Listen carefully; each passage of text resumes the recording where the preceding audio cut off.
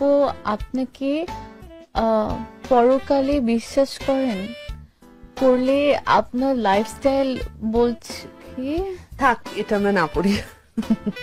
না, আমি পরকালে একদমই বিশ্বাস করি না। আমি আসলে যেটা দেখি না বা যেটা দেখি না আসলে ওটা আসলে কখনো বিশ্বাস করি না। খুবই ওয়্যার্ড ছিল। আপনি কি লিখছেন এটা? আসসালামু আলাইকুম ওয়া রাহমাতুল্লাহি ওয়া বারাকাতুহু। প্রিয় দেশবাসী, আমরা সবাই জানি বাংলাদেশে 90% মুসলমান এবং সাথে সাথে হিন্দু, বৌদ্ধ, খ্রিস্টান সহ সকল ধর্মাবলম্বীদের নিয়ে অসাম্প্রদায়িক আমাদের এই রাষ্ট্রে বিশৃঙ্খলা শুরু করার জন্য কিছু নাস্তিক উঠে পড়ে লেগেছে। গতকাল আমরা দেখলাম সাফা কবির নামের একজন নাট্যকার, তিনি বললেন তিনি নাকি পরকালে বিশ্বাস করেন না, কারণ তিনি দেখেন নাই। আল্লাহ তাবারক ওয়া তাআলা মুমিন অথবা মুসলমানের পরিচয় দিতে গিয়ে পাক কোরআনের প্রথম পারায় প্রথম পৃষ্ঠায় বলেন, ওয়াবিল আখিরাতি হুম ইউকিনুন। মুমিনদের অন্যতম বিশ্বাস হচ্ছে তারা পরকালে বিশ্বাসী। এখন সাফা কবির তার যুক্তিতে সে বলছে সে যা দেখে না তা বিশ্বাস করে না। আমাদের প্রশ্ন হচ্ছে, সে যে তার বাবা শাহরিয়ার কবিরকে বাবা হিসেবে স্বীকৃতি দিল, তা কি দেখে নাকি না দেখে? কারণ জন্ম যখন হয়েছে তখন তো সে দেখেনি তার আসল বাবাকে। তাহলে মায়ের সাক্ষীর উপর ভিত্তি করে সে তার বাবা শাহরিয়ার কবিরকে বাবা বলছে। এখন যদি না দেখে, সে যদি বিশ্বাস করতে না পারে, তাহলে আমাদের প্রশ্ন হচ্ছে শাহরিয়ার কবির তার যে আসল বাবা সেটার প্রমাণ কি? মানুষ যখন মৃত্যুবরণ করে তখন প্রত্যেকটা নির্দিষ্ট জিনিস নির্দিষ্ট সময়ে মাটির সাথে মিশে যায় এবং চিকিৎসা বিজ্ঞান বলছে যে মানব দেহের একটা অংশের নাম হচ্ছে সেক্রাম। সেক্রামের নিচের অংশ যেটাকে বলা হয় কক্সিস, ওইটা মাটি খেতে পারে না। আমরা চিকিৎসা বিজ্ঞান এবং কোরআনের তাফসীর গ্রন্থগুলোকে যদি অ্যানালাইসিস করে দেখি, তাহলে ফলাফল এটাই আসে, ওই কক্সিসের মাধ্যমে আল্লাহ তাবারক ওয়া তাআলা মানব দেহের প্রত্যেক অঙ্গ প্রত্যঙ্গকে আবার মিলিত করবেন, মিলিত করে পুনরুত্থানের ব্যবস্থা করবেন, হিসাব নিকাশের ব্যবস্থা করবেন। সুতরাং বিজ্ঞান আর আল কোরআন একটা আরেকটার পরিপূরক হয়ে গেছে।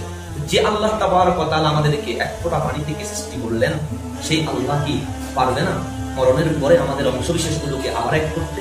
আপনাদের কাছে প্রশ্নটা ছেড়ে দিতে হবে। বিশ্বের যত ধর্মাবলম্বী আছে প্রত্যেকের বিশ্বাস হচ্ছে পরকাল তথা মৃত্যুর পরের জীবন আছে।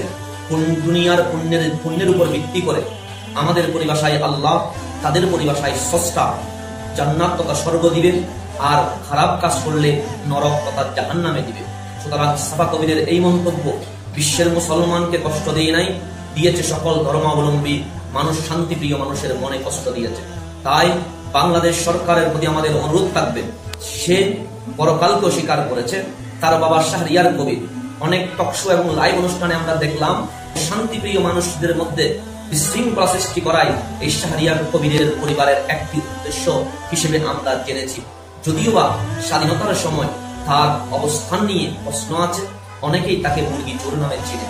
স্বাধীনতার সময় যে প্রশ্নবিদ্ধ, ওই পরিবারকে রাজাকার বলা হয়। রাজাকারকে এই সরকারের আমলে কথা বলতে দেওয়ার অধিকার দেওয়া, তা আমাদের দৃষ্টিতে মানাই না। আমরা লক্ষ্য করলাম এই নাস্তিকদের একটাই স্বভাব, সেটি হচ্ছে মুসলমানদের বিশ্বাস আল্লাহ তাবারক ওয়া তাআলাকে নিয়ে বিভিন্ন প্রশ্ন করা এবং আমাদের হৃদয়ের স্পন্দন প্রিয় নবী সাল্লাল্লাহু আলাইহি ওয়াসাল্লামের বিভিন্নভাবে হেয় করা, যাতে করে মুসলমানরা যেন আন্দোলনে নামে। এর মাধ্যমে তারা চায় মুসলমানকে সন্ত্রাস হিসেবে পরিচিত করার জন্য এবং বিভিন্ন ধর্মাবলম্বীদের বিশ্বাসে আঘাত হেনে তারা চায় ধর্মে বিরোধ বাঁধিয়ে দিতে এবং নাস্তিকবাদ প্রচার করতে। সুতরাং আমরা কখনো মেনে নিব না আল্লাহ তাবারক ওয়া তাআলার শানে বেয়াদবি করা, প্রিয় নবী সাল্লাল্লাহু আলাইহি ওয়াসাল্লামের মান সম্মান নিয়ে কোন প্রকার হেয় প্রতিপন্ন করা। বাংলার 90% মুসলমান তা সহ্য করবে না।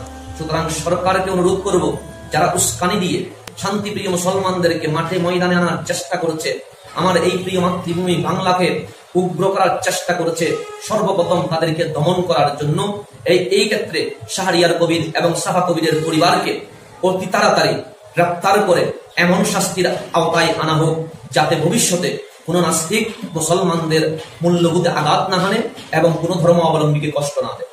তাদেরকে সাইবার ক্রাইমের আওতায় এনে বিশেষ নজরদারিতে রাখার অনুরোধ করছি। আমরা দেখতে পাচ্ছি আধুনিক সমাজ আধুনিকতার নাম দিয়ে ইসলামী মূল্যবোধ, চেতনা এবং জ্ঞান থেকে দূরে সরে যাচ্ছে। না জানার কারণেই তারা মুখ দিয়ে যাই আসে তাই বলছে। যারা জানে না তাদের কথা দেশবাসী কখনো গ্রহণ করবে না এবং আমরা তা শুনবো না। সুতরাং দেশবাসীর প্রতি অনুরোধ করব, বিশ্বকে শান্তি রাখার জন্য যে ইসলামী শাসন নিদর্শন হয়ে আছে, সেই ইসলামী মূল্যবোধ জাগরণ চেতনা জ্ঞান যারা জানে তাদের থেকে আপনারা ওই জ্ঞান আহরণ করবেন।